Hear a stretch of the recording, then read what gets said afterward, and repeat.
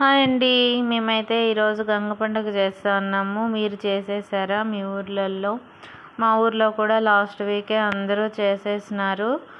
ఉన్న కొంతమంది ఈ వారం చేస్తూ ఉన్నాం ఫ్రెండ్స్. మేమైతే ఊరి చివరన మాకు అమ్మవారి గుడి ఉంది, వేప చెట్టు కింద.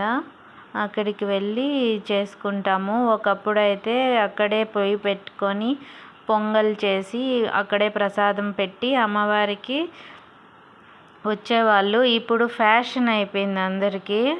ఇంట్లోనే చేసుకొని పోయేది, అక్కడ ప్రసాదం అమ్మవారికి కొంచెం పెట్టేది, మిగిలినవి వాళ్ళే అక్కడ కొంచెం కొంచెం పంచుకొని తినేసి వచ్చేది. అలా అయింది ఫ్రెండ్స్ ఇప్పుడు.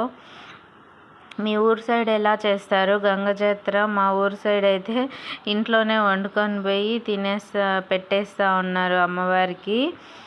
ఇంకా అయితే వెళ్ళాము, గుడిని పూజించుకున్నాము. చూడండి, మాకు అక్కడ గుడి దగ్గర మట్టి అంతా పోసేసినారు, రోడ్లన్నీ రిపేర్ చేస్తూ ఉన్నారు. ఇప్పుడు చుట్టూ తిరగడానికి కూడా ప్లేస్ లేదు, కంపల్లోనే ఇంకా చుట్టూ అమ్మవారి గుడి చుట్టూ తిరిగినాము మేమైతే.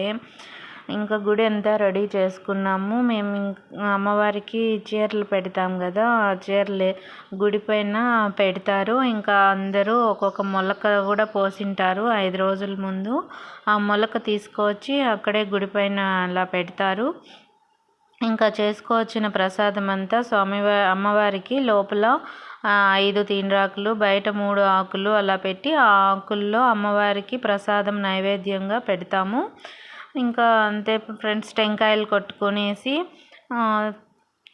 ఇంకా అమ్మవారికి మొక్కుబళ్ళు ఉండేవాళ్ళు కోళ్ళు కోస్తారు కదా, కోళ్ళు కోస్తాము.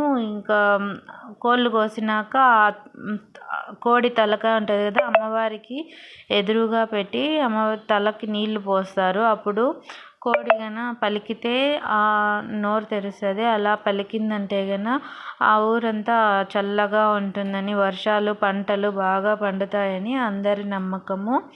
ఇంకా పూజ అయిపోయింది ఫ్రెండ్స్. మేమైతే అందరము ఇంటికి